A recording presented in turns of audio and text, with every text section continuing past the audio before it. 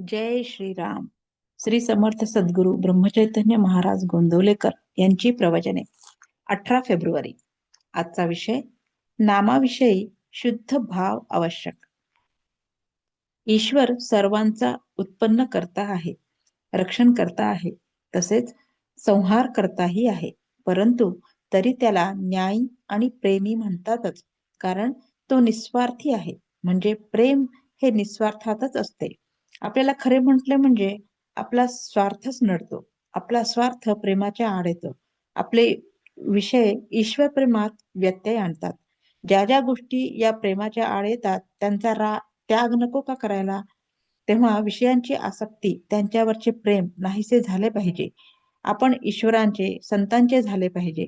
त्याशिवाय आपल्याला कशाचीही गरज वाटता कामा नये. एकाच मातीचा जसा गणपती बाहुले किंवा मडके होते, त्याप्रमाणे ईश्वरही आपल्या भावनेप्रमाणे होतो. म्हणूनच आपला भाव नेहमी शुद्ध आणि निस्वार्थी असावा. मुळाशी पाणी घातले की झाड वाढते, पण आपण मुळापर्यंतच जात नाही. तेव्हा भाव शुद्ध कसा होईल ते पहावे. उदाहरणार्थ, एकादशीच्या दिवशी उपवास करायचा एवढेच आपल्याला ठाऊक असते, पण एक गृहस्थ एकादशीला भगवंताचे नामस्मरण करायचे सोडून 12 वाजेपर्यंत आंघोळ न करता अंगण मोरी झाडत बसला, असे आमचे चुकते. थोडक्यात म्हणजे आपल्याला मुळात काय पाहिजे हेच कळत नाही. कावीळ झाली म्हणजे डोळ्याला खरे रूप कसे कळणार?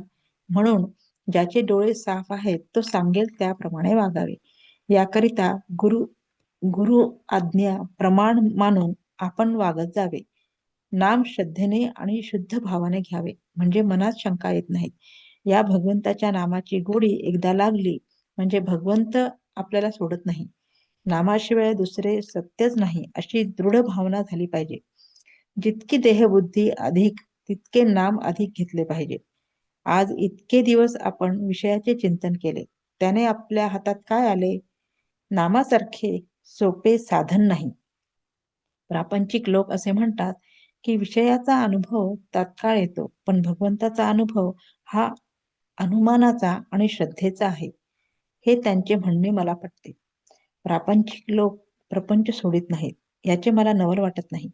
पण पण ते सुख चिरकाल टिकणारे आहे ही समजूत करून त्यामध्ये स्मरतात, रमतात, याचे मला वाईट वाटते. मी असे म्हणतो की तुमच्या अनुभवाप्रमाणे जे खरे आहे तेवढेच तुम्ही खरे माना. विषयाच्या ध्यासापासून सुख नाही असे वाटू लागले म्हणजे नामाची गोडी येईल. आपल्या देहावर आपली सत्ता नाही, आपल्या पैशावर आपली सत्ता नाही, आपल्या माणसांवर आपली सत्ता नाही. म्हणून आपले कर्तव्य तेवढे करावे आणि ते करीत असताना आपले मन दुश्चित्त होऊ देऊ नये. बोधवाक्य: भगवत प्राप्ती हे आपल्या जीवनाचे ध्येय ठरवून आपण नेहमी त्याच्या भोवती फिरत असावे, म्हणजेच त्याच्या अनुसंधानात असावे. जय श्रीराम.